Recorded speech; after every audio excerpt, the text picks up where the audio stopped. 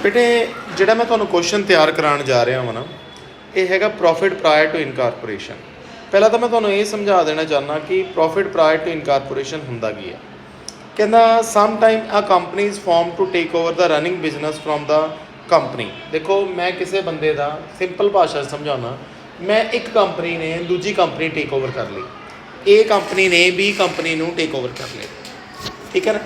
Take over करन तो बाद दा फाइनैंशियल ईयर का पीरियड, जिदा मैं 1 जुलाई नूं टेक ओवर कर लिया, जुलाई अगस्त सितंबर अक्तूबर नवंबर दिसंबर जनवरी फरवरी मार्च 9 महीने का पीरियड मेरा की होगा post period.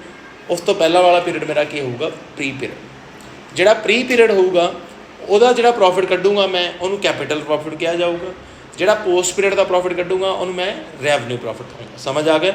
Profit prior to incorporation मतलब ਇਹਦੇ ਵਿੱਚ ਕੀ ਹੁੰਦਾ ਵਾ, ਜਾਂ ਤੁਸੀਂ ਇਹਨੂੰ ਇੱਦਾਂ ਕਹਿ ਸਕਦੇ ਹੋ ਕਿ ਇਹਦੇ ਵਿੱਚ ਕੀ ਹੁੰਦਾ ਵਾ ਕਿ ਆਪਾਂ ਰਜਿਸਟ੍ਰੇਸ਼ਨ ਨਵੀਂ, ਮਤਲਬ ਇਹਨੂੰ ਇੱਦਾਂ ਵੀ ਕਹਿ ਸਕਦੇ ਹੋ, ਕਹਿੰਦਾ form to take over a running business from the date prior to its incorporation. ਇਹਨੂੰ ਤੁਸੀਂ ਇੱਦਾਂ ਵੀ ਕਹਿ ਸਕਦੇ ਹੋ ਕਿ ਰਜਿਸਟ੍ਰੇਸ਼ਨ ਬਿਜ਼ਨਸ ਟੇਕ ਓਵਰ ਕੀਤਾ, ਆਪਾਂ ਕਿਸੇ ਦਾ ਬਿਜ਼ਨਸ ਟੇਕ ਓਵਰ ਕੀਤਾ ਅਤੇ ਉਹਦੀ ਜਿਹੜੀ ਰਜਿਸਟ੍ਰੇਸ਼ਨ ਕਰਵਾਈ ਆ, ਰਜਿਸਟ੍ਰੇਸ਼ਨ ਆਪਣੇ ਨਾਮ 'ਤੇ ਰਜਿਸਟ੍ਰੇਸ਼ਨ ਕਰਵਾਉਣ ਤੋਂ ਬਾਅਦ ਦਾ ਜਿਹੜਾ ਫਾਈਨੈਂਸ਼ੀਅਲ ਪੀਰੀਅਡ ਹੁੰਦਾ ਵਾ ਉਹਨੂੰ ਪੋਸਟ ਪੀਰੀਅਡ ਕਹਿੰਦੇ ਨੇ। ਰਜਿਸਟ੍ਰੇਸ਼ਨ ਕਰਵਾਉਣ ਤੋਂ ਪਹਿਲਾਂ ਦਾ ਜਿਹੜਾ ਪੀਰੀਅਡ ਹੁੰਦਾ ਵਾ ਉਹਨੂੰ ਪ੍ਰੀ ਪੀਰੀਅਡ ਕਹਿੰਦੇ ਨੇ। ਸਮਝ ਆ ਗਈ ਮੇਰੀ ਗੱਲ ਕਿ ਨਹੀਂ। ਮੈਂ ਕਿਸੇ ਦਾ ਬਿਜ਼ਨਸ ਟੇਕ ਓਵਰ ਕੀਤਾ, ਟੇਕ ਓਵਰ ਕਰਨ ਤੋਂ ਬਾਅਦ ਉਹਨੂੰ ਰਜਿਸਟਰ ਕਰਵਾਇਆ, ਰਜਿਸਟਰ ਕਰਵਾਉਣ ਤੋਂ ਬਾਅਦ ਦੇ ਜਿਹੜੇ ਮੰਥ ਨੇ ਉਹਨਾਂ ਨੂੰ ਪੋਸਟ ਪੀਰੀਅਡ ਕਹਿੰਦੇ ਨੇ, ਪਹਿਲਾਂ ਦੇ ਮੰਥ ਕੀ ਕਹਿੰਦੇ ਨੇ, ਪ੍ਰੀ ਪੀਰੀਅਡ ਕਹਿੰਦੇ ਨੇ। ਸਮਝ ਆ ਗਿਆ ਕਿ ਨਹੀਂ, ਠੀਕ ਹੈ। ਜਿੱਦਾਂ ਮੈਂ ਇਹਦੇ ਐਗਜ਼ਾਮਪਲ ਲਈ ਹੋਈ ਆ ਕਿ 1 ਜਨਵਰੀ ਨੂੰ ਮੈਂ ਤੁਹਾਡਾ ਬਿਜ਼ਨਸ ਟੇਕ ਓਵਰ ਕੀਤਾ ਸੀਗਾ, 1 ਜਨਵਰੀ ਨੂੰ ਕਹਿੰਦਾ green limited is incorporated on 1 April to take over the running business of black and white from 1 January. On this case the profit earned by the limited from 1 January to 31 March will be treated as an profit prior to incorporation. ਮਤਲਬ 1 ਜਨਵਰੀ ਨੂੰ ਜਦੋਂ ਮੈਂ business take over ਕੀਤਾ ਉਦੋਂ ਤੋਂ ਲੈ ਕੇ 31 March ਤੱਕ ਦੇ ਪੀਰੀਅਡ ਨੂੰ ਪੋਸਟ ਪੀਰੀਅਡ ਕਿਹਾ ਜਾਊਗਾ, ਅਤੇ ਇਹਨੂੰ ਕਿਹਾ ਜਾਊਗਾ ਪ੍ਰੋਫਿਟ ਪ੍ਰਾਇਰ ਟੂ ਇਨਕਾਰਪੋਰੇਸ਼ਨ। ਕਿ ਇਨਕਾਰਪੋਰੇਸ਼ਨ ਕਰਾਉਣ ਤੋਂ ਬਾਅਦ, ਰਜਿਸਟਰ ਕਰਾਉਣ ਤੋਂ ਬਾਅਦ ਦਾ। ਸਮਝ ਆ ਗਈ ਗੱਲ ਕਿ ਨਹੀਂ। ਉਸ ਤੋਂ ਬਾਅਦ ਅਗਰ ਆਪਾਂ ਇਹਦੀ ਨੇਚਰ ਗੱਲ ਕਰੀਏ, ਨੇਚਰ ਦੀ ਅਗਰ ਆਪਾਂ ਇਹਦੀ ਗੱਲ ਕਰੀਏ, ਦੇਖੋ ਟਰੀਟਮੈਂਟ ਆਫ ਪ੍ਰੀ ਇਨਕਾਰਪੋਰੇਸ਼ਨ ਪ੍ਰੋਫਿਟ। ਦੇਖੋ ਜੀ ਮੈਂ ਤੁਹਾਨੂੰ ਪਹਿਲਾਂ ਵੀ ਦੱਸ ਕੇ ਹਟਿਆ, ਜਿਹੜਾ ਰਜਿਸਟ੍ਰੇਸ਼ਨ ਕਰਾਉਣ ਤੋਂ ਪਹਿਲਾਂ ਦਾ ਟਰੀਟਮੈਂਟ 'ਤੇ ਪਹੁੰਚ ਗਏ ਨਾ, ਸੈਕਿੰਡ ਪੇਜ 'ਤੇ ਆ ਟਰੀਟਮੈਂਟ ਆਫ ਇਨਕਾਰਪੋਰੇਸ਼ਨ ਪ੍ਰੋਫਿਟ ਹੈ। ਜਿਹੜਾ ਪ੍ਰੀ ਪੀਰੀਅਡ ਦਾ ਪ੍ਰੋਫਿਟ ਹੁੰਦਾ ਵਾ, ਮਤਲਬ ਰਜਿਸਟ੍ਰੇਸ਼ਨ ਕਰਾਉਣ ਤੋਂ ਪਹਿਲਾਂ ਦਾ ਪੀਰੀਅਡ ਦਾ ਪ੍ਰੋਫਿਟ, ਉਹ ਕਿਹੜਾ ਪ੍ਰੋਫਿਟ ਹੁੰਦਾ ਜੀ, ਉਹਨੂੰ ਕੀ ਕਹਿੰਦੇ ਆ, ਕੈਪੀਟਲ ਪ੍ਰੋਫਿਟ, ਅਤੇ ਉਹਨੂੰ ਆਪਾਂ ਟਰਾਂਸਫਰ ਕਰ ਦਿੰਦੇ ਹਾਂ ਕੈਪੀਟਲ ਰਿਜ਼ਰਵ 'ਚ। ਜਿਹੜਾ ਰਜਿਸਟ੍ਰੇਸ਼ਨ ਕਰਾਉਣ ਤੋਂ ਬਾਅਦ ਦਾ ਪ੍ਰੋਫਿਟ ਹੁੰਦਾ ਵਾ ਉਹਨੂੰ ਕੀ ਕਿਹਾ ਜਾਂਦਾ ਵਾ, ਰੈਵਨਿਊ ਪ੍ਰੋਫਿਟ, ਠੀਕ ਹੈ ਨਾ। ਅਤੇ ਉਹਨੂੰ ਆਪਾਂ ਕਿਹਦੇ 'ਚ ਟਰਾਂਸਫਰ ਕਰਦੇ ਹਾਂ, P&L ਦੇ ਵਿੱਚ ਟਰਾਂਸਫਰ ਕਰਦੇ ਹਾਂ। ਇਸੇ ਤਰ੍ਹਾਂ ਜਿਹੜਾ ਪ੍ਰੀ ਇਨਕਾਰਪੋਰੇਸ਼ਨ ਲਾਸ ਹੁੰਦਾ ਵਾ ਉਹਨੂੰ ਆਪਾਂ ਜਨਰਲ ਪ੍ਰੋਫਿਟ ਐਂਡ ਲਾਸ ਦੇ ਵਿੱਚ, ਇਹ ਰਾਜੇ ਮੋਸਟਲੀ ਨਹੀਂ ਹੁੰਦਾ, ਕੈਪੀਟਲ ਲਾਸ ਹੀ ਹੁੰਦਾ, ਉਹਨੂੰ ਕੈਪੀਟਲ ਲਾਸ ਕਿਹਾ ਜਾਂਦਾ। ਸਮਝ ਆ ਗਈ। ਉਸ ਤੋਂ ਬਾਅਦ ascertainment of the profit prior to incorporation, ਕਹਿੰਦਾ ਉਹਨੂੰ ਜਿਹੜਾ ਇਨਕਾਰਪੋਰੇਟ, ਦੇਖੋ ਸਭ ਤੋਂ ਪਹਿਲਾਂ ਕੀ ਹੁੰਦਾ ਰਾਜੇ, ਮੇਰੀ ਗੱਲ ਧਿਆਨ ਨਾਲ ਸੁਣੋ। ਇਹਦੇ ਵਿੱਚ ਪਰਪਸ ਕੀ ਹੁੰਦਾ ਵਾ ਕਿ ਆਪਾਂ ਕਿਵੇਂ ਪ੍ਰੋਫਿਟ ਕੈਲਕੂਲੇਟ ਕਰਦੇ ਹਾਂ। ਪਹਿਲਾਂ ਮੇਰੀ ਗੱਲ ਤੁਹਾਨੂੰ ਕਲੀਅਰ ਹੋ ਗਈ ਮੈਂ ਕੀ ਕਹਿਣਾ ਚਾਹੁੰਦਾ ਸੀ। ਰਜਿਸਟ੍ਰੇਸ਼ਨ ਕਰਾਉਣ ਤੋਂ ਪਹਿਲਾਂ ਵਾਲੇ ਪ੍ਰੋਫਿਟ ਨੂੰ ਰੈਵਨਿਊ ਪ੍ਰੋਫਿਟ ਕਿਹਾ ਜਾਂਦਾ ਵਾ, ਕੈਪੀਟਲ ਪ੍ਰੋਫਿਟ ਕਿਹਾ ਜਾਂਦਾ ਵਾ।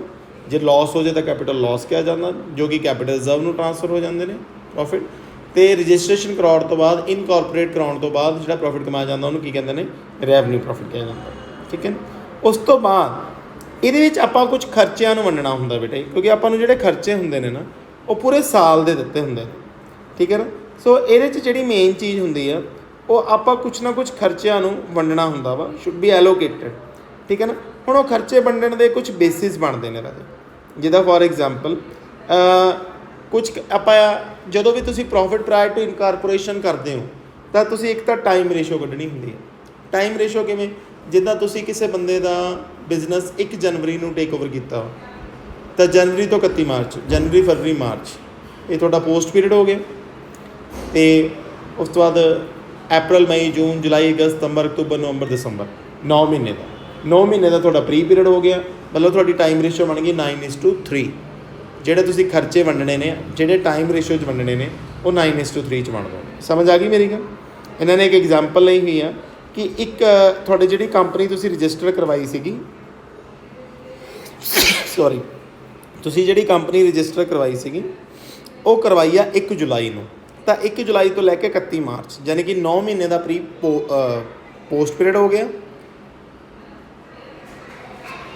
ਸੌਰੀ, 1 ਅਪ੍ਰੈਲ ਤੋਂ ਲੈ ਕੇ 1 ਜੁਲਾਈ ਦਾ ਪ੍ਰੀ ਪੀਰੀਅਡ ਹੋ ਗਿਆ। ਤੁਹਾਡੀ ਟਾਈਮ ਰੇਸ਼ੋ ਬਣ ਗਈ 1:3। ਸਮਝ ਆ ਗਿਆ ਕਿ ਨਹੀਂ? ਠੀਕ ਹੈ। ਉਹਨਾਂ ਨੇ ਇਹ ਦੱਸਿਆ ਵਾ ਕਿ ਪ੍ਰੋਫਿਟ ਪ੍ਰਾਇਰ ਟੂ ਇਨਕਾਰਪੋਰੇਸ਼ਨ ਕੱਢਣ ਵਾਸਤੇ ਸਾਨੂੰ ਕੀ ਕੈਲਕੂਲੇਟ ਕਰਨਾ ਪੈਂਦਾ। ਨੈਕਸਟ ਹੈਗਾ ਜੀ ਸਾਨੂੰ ਸੇਲਸ ਰੇਸ਼ੋ ਕੈਲਕੂਲੇਟ ਕਰਨੀ ਪੈਂਦੀ। ਦੇਖੋ ਜੀ, ਸੇਲਸ ਰੇਸ਼ੋ ਤੁਹਾਨੂੰ ਪ੍ਰੀ ਪੀਰੀਅਡ ਦੀ ਅਲੱਗ ਦਿੱਤੀ ਹੁੰਦੀ ਹੈ, ਮਤਲਬ ਜਦੋਂ ਤੁਸੀਂ ਆਪਣੇ ਆਪ ਦੀ ਕੰਪਨੀ ਦੀ ਰਜਿਸਟ੍ਰੇਸ਼ਨ ਨਹੀਂ ਕਰਾਈ ਸੀ ਉਹਦੀ ਸੇਲ ਅਲੱਗ ਦਿੱਤੀ ਹੁੰਦੀ ਆ, ਰਜਿਸਟਰ ਕਰਾਉਣ ਤੋਂ ਬਾਅਦ ਦੀ ਸੇਲ ਅਲੱਗ ਦਿੱਤੀ ਹੁੰਦੀ ਆ। ਜਿੱਦਾਂ ਇਹਨਾਂ ਨੇ ਐਗਜ਼ਾਮਪਲ ਲਈ ਹੋਈ ਆ ਕਿ ਰਜਿਸਟ੍ਰੇਸ਼ਨ ਕਰਾਉਣ ਤੋਂ ਪਹਿਲਾਂ ਤੁਹਾਡੀ ਸੇਲ ਸੀਗੀ 50,000, ਰਜਿਸਟ੍ਰੇਸ਼ਨ ਕਰਾਉਣ ਤੋਂ ਬਾਅਦ ਤੁਹਾਡੀ ਸੇਲ ਹੈਗੀ ਆ 2 ਲੱਖ, ਤੇ ਰੇਸ਼ੋ ਕੀ ਬਣ ਗਈ 1:4। ਪਤਾ ਲੱਗ ਗਿਆ ਕਿ ਨਹੀਂ? ਉਸ ਤੋਂ ਬਾਅਦ ਐਸਰਟੇਨ ਆਫ ਦਾ ਪ੍ਰੋਫਿਟ। ਦੇਖੋ ਆ ਇੱਕ ਪਰਫਾਰਮਾ ਵਾ, ਇਹ ਬੇਸਿਕਲੀ ਪਰਫਾਰਮਰ ਆ ਜੇ ਫਾਈਨਲ ਅਕਾਊਂਟ ਦਾ ਵਾ, ਇਹ ਪ੍ਰੋਫਿਟ ਐਂਡ ਲਾਸ ਦਾ ਪਰਫਾਰਮਾ ਵਾ ਜਿਹੜਾ ਆਪਣਾ ਫਾਈਨਲ ਅਕਾਊਂਟ 'ਚ ਬਣਦਾ ਵਾ। ਮੈਂ ਤੁਹਾਨੂੰ ਐਕਸਪਲੇਨ ਕੀਤਾ ਵੀ ਹੋਇਆ, ਮੈਂ ਦੁਬਾਰਾ ਵੀ ਐਕਸਪਲੇਨ ਕਰ ਦੂੰਗਾ। ਤੁਸੀਂ ਜਿਹੜੀ ਮੇਰੀ ਫਾਈਨਲ ਅਕਾਊਂਟ ਦੀ ਵੀਡੀਓ ਦੇਖੋਗੇ ਉਹਦੇ 'ਚ ਇਹਨੂੰ ਦੇਖ ਲਿਓ। ਇਹ P&L ਆ, ਠੀਕ ਹੈ ਨਾ? P&L ਸਿੰਪਲ ਆ, ਸਿਰਫ ਫਰਕ ਇਹਦੇ 'ਚ ਕੀ ਆ, ਇਹਦੇ 'ਚ 2 ਕਾਲਮ ਬਣ ਗਏ, ਇੱਕ ਪ੍ਰੀ ਪੀਰੀਅਡ ਦਾ, ਇੱਕ ਪੋਸਟ ਪੀਰੀਅਡ ਦਾ, ਨਾਲ ਹੀ ਸੈਂਟਰ 'ਚ ਇੱਕ ਬਣਾਤਾ ਬੇਸਿਸ ਆਫ ਐਲੋਕੇਸ਼ਨ। ਹੁਣ ਜਿੱਦਾਂ ਮੈਂ ਪਹਿਲੇ ਪੁਆਇੰਟ ਤੋਂ ਅਗਰ ਕਲੀਅਰ ਕਰਾਂ, ਪਹਿਲੇ ਪੁਆਇੰਟ 'ਚ ਹੈਗਾ ਰੈਵਨਿਊ ਫਰੋਮ ਆਪਰੇਸ਼ਨ। ਇਹ ਹੁੰਦੀ ਆ ਜੀ ਸੇਲ। ਸੇਲਸ ਨੂੰ ਕਿਹੜੀ ਰੇਸ਼ੋ 'ਚ ਵੰਡੋਗੇ? ਸੇਲਸ ਨੂੰ ਵੰਡਣ ਦੀ ਲੋੜ ਨਹੀਂ ਪੈਂਦੀ, ਸੇਲਸ ਨੂੰ ਵੰਡਣ ਦੀ ਲੋੜ ਨਹੀਂ ਪੈਂਦੀ। ਇਹ ਆਲਰੇਡੀ ਪ੍ਰੀ ਤੇ ਪੋਸਟ ਦੀ ਸਾਨੂੰ ਦਿੱਤੀ ਹੁੰਦੀ ਹੈ। ਪ੍ਰੀ ਵਾਲੀ ਮੂਹਰੇ ਪਾ ਦਾਂਗੇ, ਪੋਸਟ ਵਾਲੀ ਸੈਕਿੰਡ 'ਚ। ਉਸ ਤੋਂ ਬਾਅਦ ਕੋਈ ਵੀ ਅਦਰ ਇਨਕਮ ਜਿੱਦਾਂ rent received, commission received, interest received, ਉਹਨੂੰ ਕਿਹੜੀ ਰੇਸ਼ੋ 'ਚ ਵੰਡਿਆ ਜਾਂਦਾ ਬੇਟੇ? ਟਾਈਮ ਰੇਸ਼ੋ 'ਚ, ਜਿਹੜੀ ਆਪਾਂ ਉੱਪਰ ਕੱਢਣੀ ਸਿੱਖੀ ਹੈ। ਉਸ ਤੋਂ ਬਾਅਦ ਤੁਹਾਡਾ ਟੋਟਲ ਰੈਵਨਿਊ ਆ ਜਾਂਦਾ। ਫਿਰ ਆ ਜਾਂਦੇ ਖਰਚੇ। ਖਰਚਿਆਂ ਦੇ ਵਿੱਚ ਸਭ ਤੋਂ ਪਹਿਲਾਂ ਆਉਂਦੇ ਨੇ ਜੀ cost of goods sold, COGS। ਇਹਨੂੰ ਕਿਹੜੀ ਰੇਸ਼ੋ 'ਚ ਵੰਡਿਆ ਜਾਂਦਾ ਬੇਟੇ? ਟਾਈਮ ਰੇਸ਼ੋ ਨਹੀਂ, ਸੇਲਸ ਰੇਸ਼ੋ 'ਚ। ਇਹਨੂੰ ਸੇਲਸ ਰੇਸ਼ੋ 'ਚ ਵੰਡਿਆ ਜਾਂਦਾ। ਉਸ ਤੋਂ ਬਾਅਦ ਆਉਂਦੇ ਜੀ ਇੰਪਲਾਈ ਬੈਨੀਫਿਟ ਐਕਸਪੈਂਸਿਸ, ਜਿਹੜੇ ਇੰਪਲਾਈਜ਼ ਲਈ ਖਰਚੇ ਕੀਤੇ ਜਾਂਦੇ ਆ। ਜਿੱਦਾਂ ਇੰਪਲਾਈਜ਼ ਨੂੰ ਸੈਲਰੀ ਦੇਤੀ, ਇੰਪਲਾਈਜ਼ ਨੂੰ ਬੋਨਸ ਦੇਤਾ, ਮੈਨੇਜਮੈਂਟ ਦੇ ਖਰਚੇ ਹੋ ਗਏ, ਇਹਨੂੰ ਕਿਹੜੀ ਰੇਸ਼ੋ 'ਚ ਵੰਡਿਆ ਜਾਂਦਾ? ਟਾਈਮ ਰੇਸ਼ੋ 'ਚ, ਠੀਕ ਹੈ।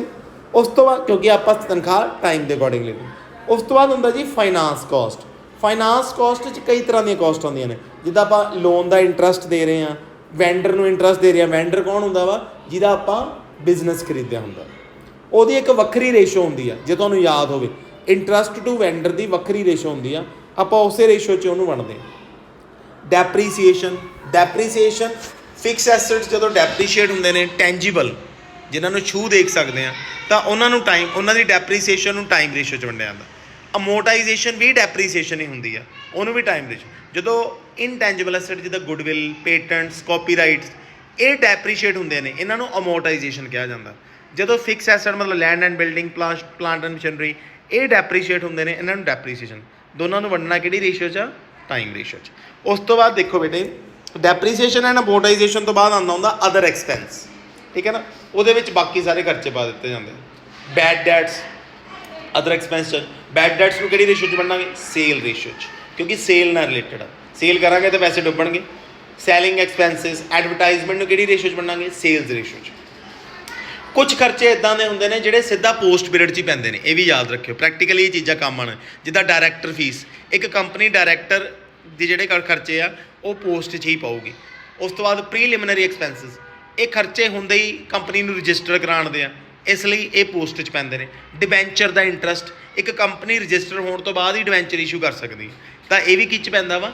ਪੋਸਟ 'ਚ ਪੈਂਦਾ। ਸੋ ਡਿਬੈਂਚਰ ਇੰਟਰਸਟ ਹੋ ਗਿਆ, ਪ੍ਰੀਲਿਮਿਨਰੀ ਐਕਸਪੈਂਸ ਹੋ ਗਿਆ, ਠੀਕ ਹੈ। ਇਸ ਤੋਂ ਇਲਾਵਾ ਡਾਇਰੈਕਟਰ ਫੀਸ ਹੋ ਗਈ, ਇਹ ਸਾਰੇ ਪੋਸਟ 'ਚ ਪੈਣਗੇ। ਪੋਸਟ ਪੀਰੀਅਡ ਮਤਲਬ ਰਜਿਸਟ੍ਰੇਸ਼ਨ ਕਰਾਉਣ ਤੋਂ ਬਾਅਦ ਦਾ ਪੀਰੀਅਡ। ਆਹ ਦੇਖੋ ਜੀ, ਹੁਣ ਉਹਨਾਂ ਨੇ ਦੱਸਿਆ ਹੋਇਆ ਕਿ ਕਿਹੜੇ ਕਿਹੜੇ ਬੇਸਿਸ ਬਣਦੇ ਆ। ਦੇਖੋ ਆਹ ਸਾਰੇ ਖਰਚੇ ਆਪਾਂ ਸੇਲਸ ਰੇਸ਼ੋ 'ਚ ਬਣਦੇ ਆ ਜੀ। Cost of good sold, selling expense, advertisement, discount allowed. Discount ਕਦੋਂ ਅਲਾਓ ਕੀਤਾ ਜਾਂਦਾ? ਜਦੋਂ ਅਸੀਂ ਸੇਲ ਕਰਦੇ ਹਾਂ, ਉੱਥੇ ਅਲਾਓ ਕੀਤਾ ਜਾਂਦਾ। ਬੈਡ ਡੈਟ ਕਦੋਂ ਹੁੰਦੇ ਨੇ? ਪੈਸਾ ਡੁੱਬਦਾ ਉਦੋਂ ਹੀ ਆ ਜਦੋਂ ਅਸੀਂ ਸੇਲ ਕੀਤੀ ਹੁੰਦੀ ਆ। ਸੇਲਸਮੈਨ ਦੀ ਕਮਿਸ਼ਨ, ਕੈਰੀਜ ਆਊਟਵਰਡ ਹੁੰਦਾ, ਕੈਰੀਜ ਔਨ ਸੇਲਸ। ਸੋ ਇਹ ਸਾਰੇ ਖਰਚੇ ਨੇ ਜਿਹੜੇ ਸੇਲ ਨਾਲ ਰਿਲੇਟਡ। ਨੈਕਸਟ ਜਿਹੜੇ ਆਉਂਦੇ ਨੇ ਉਹ ਐਕਸਪੈਂਸਿਸ ਜਿਹੜੇ ਟਾਈਮ ਰੇਸ਼ੋ ਨਾਲ ਰਿਲੇਟਡ ਹੈਗੇ, ਜਿੱਦਾਂ ਸੈਲਰੀ, ਰੈਂਟ ਐਂਡ ਟੈਕਸਿਸ, ਇਹ ਟਾਈਮ ਦੇ ਅਕੋਰਡਿੰਗਲੀ ਪੇ ਕੀਤਾ ਜਾਂਦਾ। ਐਡਮਿਨਿਸਟ੍ਰੇਸ਼ਨ ਖਰਚੇ, ਆਡਿਟ ਫੀਸ, ਡੈਪਰੀਸੀਏਸ਼ਨ, ਕਿਸੇ ਚੀਜ਼ ਦੀ insurance, electricity charges, printing and stationery, ਇਹ ਸਾਰੇ ਟਾਈਮ ਦੇ ਅਕੋਰਡਿੰਗਲੀ। ਆ ਦੇਖੋ ਬਹੁਤ ਸੋਹਣਾ ਐਕਸਪਲੇਨ ਕੀਤਾ ਹੋਇਆ ਇਹਨਾਂ ਨੇ। ਕੁਝ ਖਰਚੇ ਜਿਹੜੇ ਹੁੰਦੇ ਨੇ ਸਿੱਧਾ ਪੋਸਟ 'ਚ ਪੈ ਜਾਂਦੇ ਨੇ। ਮੈਂ ਤਿੰਨੇ ਹੁਣੇ ਤੁਹਾਨੂੰ ਦੱਸ ਕੇ ਹਟਿਆ, ਡਿਬੈਂਚਰ ਇੰਟਰਸਟ, ਡਾਇਰੈਕਟਰ ਫੀਸ ਤੇ ਪ੍ਰੀਲਿਮਿਨਰੀ ਐਕਸ। ਇਸ ਤੋਂ ਇਲਾਵਾ ਵੀ ਇੱਕ ਚੀਜ਼ ਹੁੰਦੀ ਆ ਜਿਹਨੂੰ ਕਹਿੰਦੇ ਨੇ ਇੰਟਰਸਟ ਟੂ ਵੈਂਡਰ। ਉਹਦੀ ਆਪਣੀ ਵੱਖਰੀ ਰੇਸ਼ੋ ਬਣਦੀ ਹੁੰਦੀ ਆ ਬੇਟੇ। ਉਹਦੀ ਰੇਸ਼ੋ ਕੀ ਹੁੰਦੀ ਆ? ਉਹਦੇ 'ਚ ਪ੍ਰੀ ਪੀਰੀਅਡ ਤਾਂ ਪੂਰਾ ਆ ਜਾਂਦਾ, ਪੋਸਟ ਪੀਰੀਅਡ ਹੁੰਦਾ ਵਾ ਜਦੋਂ ਅਸੀਂ ਉਹਨੂੰ ਪੇਮੈਂਟ ਕੀਤੀ ਫਾਈਨਲ। ਫੋਰ ਐਗਜ਼ਾਮਪਲ ਮੈਂ ਐਗਜ਼ਾਮਪਲ ਲੈਣਾ, ਤੁਸੀਂ ਕੰਪਨੀ ਦੀ ਰਜਿਸਟ੍ਰੇਸ਼ਨ ਕਰਾਈ 1 ਜੁਲਾਈ ਨੂੰ, ਸਾਲ ਸ਼ੁਰੂ ਹੁੰਦਾ ਸੀ 1 ਅਪ੍ਰੈਲ ਮਈ ਜੂਨ, 3 ਮਹੀਨੇ ਪ੍ਰੀ ਦੇ ਹੋ ਗਏ। ਪੋਸਟ ਦੇ ਮਹੀਨੇ ਕਿੰਨੇ ਬਣਦੇ ਆ? 9 ਬਣਦੇ ਆ ਨਾ। ਲੇਕਿਨ interest to vendor the ratio 'ਚ ਸਪੋਜ਼ ਕਰੋ ਆਪਾਂ ਉਹਨੂੰ ਪੇਮੈਂਟ ਕੀਤੀ 30 ਸਤੰਬਰ, ਤਾਂ ਪੋਸਟ ਪੀਰੀਅਡ ਜਿਹੜਾ ਲੈਣਾ ਵਾ ਜੁਲਾਈ, ਅਗਸਤ, ਸਤੰਬਰ, ਉਹ ਵੀ 3 ਦਾ ਹੋ ਗਿਆ ਤੇ ਉਹ ਵੀ 3 ਦਾ ਹੋ ਗਿਆ। ਮੇਰਾ ਪੁਆਇੰਟ ਫੋਲੋ ਕਰ ਗਏ? ਸੋ ਪ੍ਰੋਫਿਟ ਪ੍ਰਾਇਰ ਟੂ ਇਨਕਾਰਪੋਰੇਸ਼ਨ ਦੇ ਵਿੱਚ ਜਿਹੜਾ ਥਿਊਰੀ ਦਾ ਕੁਐਸਚਨ ਬਣਦਾ ਵਾ ਉਹ ਇਹੀ ਬਣਦਾ ਕਿ ਪ੍ਰੋਫਿਟ ਪ੍ਰਾਇਰ ਟੂ ਇਨਕਾਰਪੋਰੇਸ਼ਨ ਹੁੰਦਾ ਕੀ ਹੈ। ਉਹਦੇ 'ਚ ਤੁਸੀਂ ਇਹਦਾ ਮੀਨਿੰਗ ਲਿਖ ਦੋਗੇ, ਫਿਰ ਇਹਦੇ 'ਚ ਕਿੰਨੇ ਤਰ੍ਹਾਂ ਦੀਆਂ ਰੇਸ਼ੀਓਜ਼ ਨਿਕਲਦੀਆਂ ਨੇ, ਫਿਰ ਇਹਦਾ P&L ਬਣਾ ਕੇ ਦਿਖਾ ਦੋਗੇ ਜੋ ਕਿ ਮੈਂ ਫਾਈਨਲ ਅਕਾਊਂਟ 'ਚ ਤੁਹਾਨੂੰ ਐਕਸਪਲੇਨ ਕੀਤਾ ਵਾ, ਦੁਬਾਰਾ ਵੀ ਕਰ ਦੂੰਗਾ। ਫਿਰ ਉਸ ਤੋਂ ਬਾਅਦ ਇਹਦੇ ਬੇਸਿਸ ਕਿ ਕਿਸ ਬੇਸਿਸ 'ਤੇ ਕਿਹੜੇ